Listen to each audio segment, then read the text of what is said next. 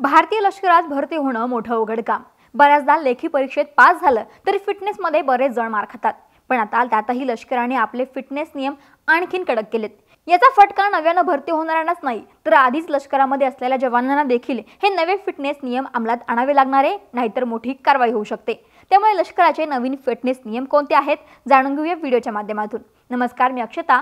सकाळमध्ये तुम्हा सर्वांचं स्वागत। तर लष्कराने लठ्ठपणा किंवा अनहेल्दी लाईफस्टाईल जगणाऱ्या सैनिकांविरोधात कारवाईची तयारी केली आहे।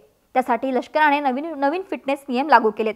त्याअंतर्गत जवानांच्या वेगवेगळ्या तपासण्या होतील। विशेष म्हणजे सैनिकांना सुधारण्यासाठी 30 दिवसांचा वेळही देण्यात येईल। सुधारणा झाली नाही तर सैनिकांच्या सुट्टा कमी करण्यासारखे निर्णय घेतले जाऊ शकतात।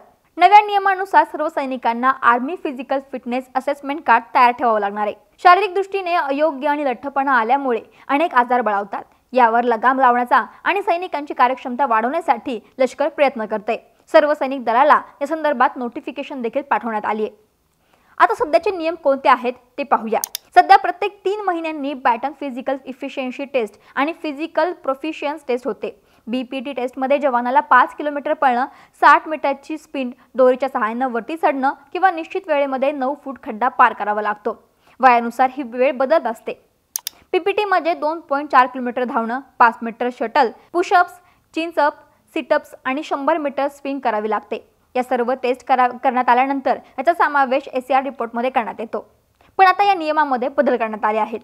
म्हणजेच नव्या नियमानुसार सैनिकांची बीपीटी आणि पीपीटी टेस्ट तर केली जाईलच, तर इतरही टेस्टचा समावेश देखील करण्यात आला आहे।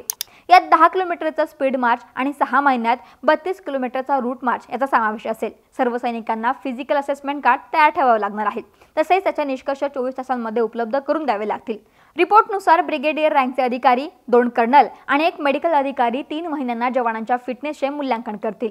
आणि जर तुम्ही या टेस्टमध्ये नापास झाला तर जे सैनिक टेस्टमध्ये अपयशी होतील किंवा लठ्ठ असतील त्यांना सुरुवातीला 30 दिवसांचा वेळ सुधारण्यासाठी दिला जाईल। आणि तरी सुद्धा सैनिकांची सुधारणा दिसली नाही तर त्यांच्या सुट्ट्या कमी करण्यात येतील आणि टीडी कोर्सेस कमी करण्यात येतील। आणि महत्त्वाचं म्हणजे जे विद्यार्थी लष्कर भरतीसाठी तयारी करतायत त्यांनी देखील या नव्या नियमांवर काम करणं गरजेचं आहे। महाराष्ट्रातील सर्व बातम्यांचे विश्वासार्ह व्यासपीठ सकाळच्या सर्व सोशल मीडिया प्लॅटफॉर्मला लाईक, फॉलो आणि सबस्क्राईब करा। तसंच सर्व नोटिफिकेशनसाठी बेल आयकॉन प्रेस करायला विसरू नका।